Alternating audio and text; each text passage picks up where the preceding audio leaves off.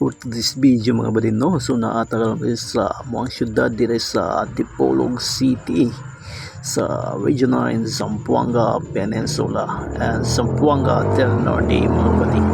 So inaani na katsada mga badi dako nagkausapan mga badi ang population dire sa maong syudad mga badi kay grabe naka daghan sa mga sakyanan diri mga mati og mga establishmento nga atong magian og atong makita diri mga badi og daghan sa mga bag-ong building mga badi sama sa mga mall og uban pa nga mga establishmento mga badi.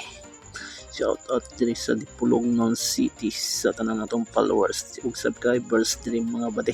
So kuning time mga badi is paingon mi ani diri sa Honda World kay kuyugan ako ko uban mga badi na siya paliton nga shock siyang motor nga Honda Beat.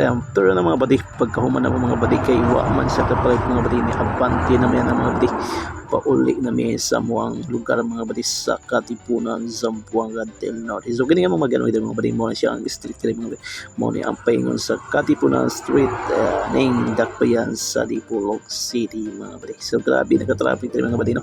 So kay kami jud kumay ning kuan dalana diri mga badi og mo nang hinay-hinay kita sa pagabante ni mga badi kay wa man ta kay magdali mga badi og diri na mga badi mga siyang paliko ni mga badi paingon na misa mo ang planeta ani mga bade.